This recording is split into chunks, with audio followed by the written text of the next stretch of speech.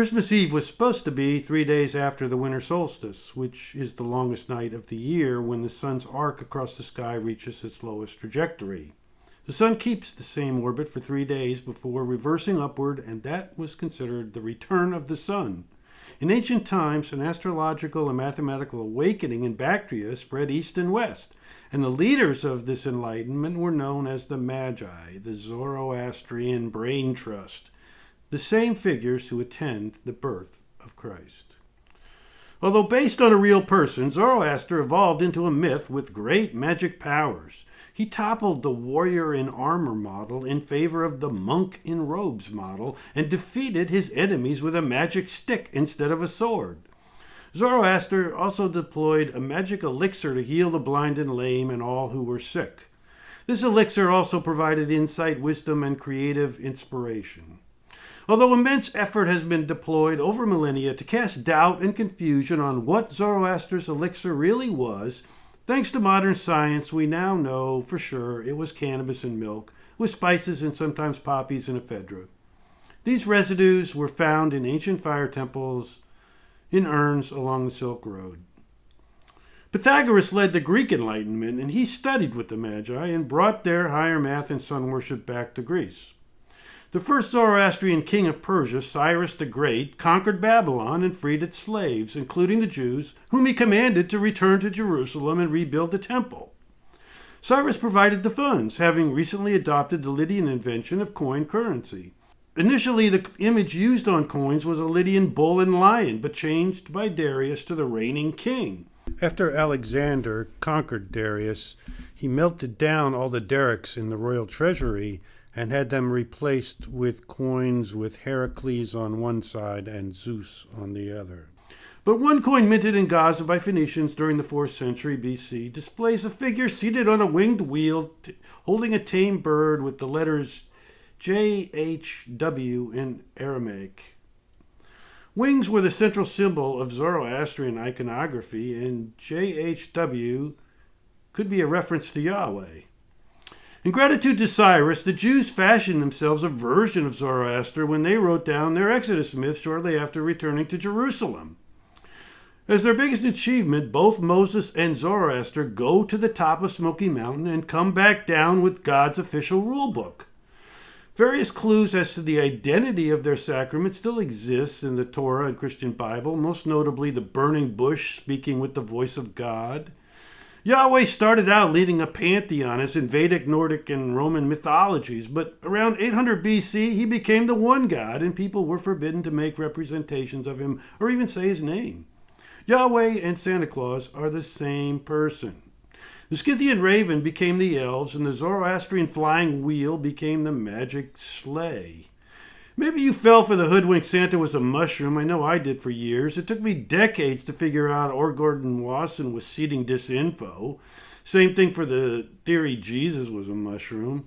Yes, Siberians used mushrooms during ceremonies, and so did some Templars, but Siberian shamans don't worship reindeer and don't travel in sleighs.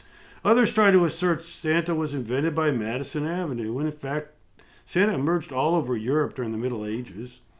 Santa was built on top of Scythian ceremonies, which predate Zoroastrianism. Originally a father god, as in Indra, Odin, Zeus, Jupiter, the Zoroastrians dispensed with the pantheon after Zoroaster had a revelation that one great spirit ruled the entire universe. Scythians wore red outfits, and Santa's hat is Phrygian with a puffball, similar to a Scythian hat. Scythians worshipped a golden deer with antlers. In the beginning, the Scythian god rode a magic horse with 8 legs. His ravens morph into Zwarte Piet in the Netherlands and magic elves in England. The primary intoxicant of the Scythians was cannabis. No mushrooms nor mushroom iconography can be found in their kurgans, although cannabis abounds in the form of hemp clothing, hemp flowers, and hemp seeds, and often a couple of cannabis colas crossed on top of the corpse's chest. Not to mention the elaborate golden Scythian chalices have been found to contain residues of cannabis and opium. So where do you think Santa really came from, a mushroom or our Scythian ancestors? It's worth noting that, like the Native Americans, Scythians believed the ancestors emerged from the north.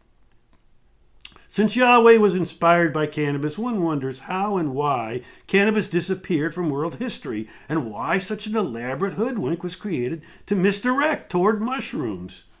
Because the Scythians who started this didn't have a written language beyond runes, they left no explanation for the evolution of Yahweh into Santa Claus.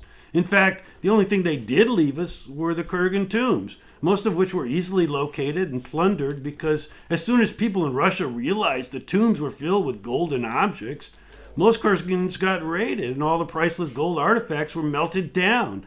A tremendous tragedy because of the quality of the craftsmanship and also because the golden cups, chalices, were employed to drink cannabis and hot milk with a tad of opium or ephedra if available.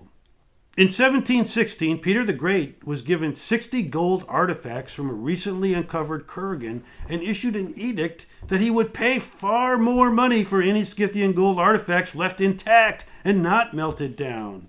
The most common artifact in the tombs were golden deer with elaborate antlers, leading me to believe that deer was an important source of food, even though the Scythians had horses, which they ate, sheep, goats, and hornless cattle. The two world wars ended Kurgan exploration for a time, but in the late 1940s, large-scale excavations took place around the Black Sea, and in the 1950s, Kurgans were uncovered as far north as Siberia. But the first exhibition of Scythian artifacts wasn't held until 1975. In 2002, Time Warner published Jean Davis Kimball's Warrior Women, which detailed many females found in Kurgans, most of whom were buried with armor and weapons, because the Scythian women were the source of the Greek Amazon myth. Strangely, you won't find a single reference to cannabis in her book. Instead, the author makes only one reference to a nameless hallucinogen, which she claims was either smoked or consumed orally. Now ask yourself why the most important sacrament can't get a proper ID. Why is our mainstream culture so resistant to giving cannabis its proper place in world history? I'd like to ask Davis Kimball why she chose to leave the words cannabis and hemp out of her book entirely and whether that was something encouraged by editors at Time Warner.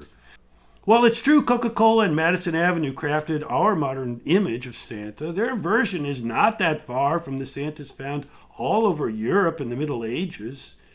There's the Dutch version, where Santa's Scythian-style hat morphed into a mitre like those worn by popes and bishops in an attempt to Christianize the holiday, celebrating the benevolent father god of our ancient ancestors.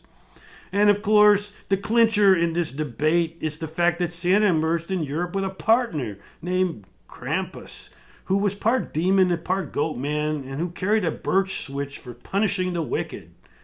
Krampus was obviously the devil, but nothing like our current incarnation, for his job was punishing the evil ones, not creating them.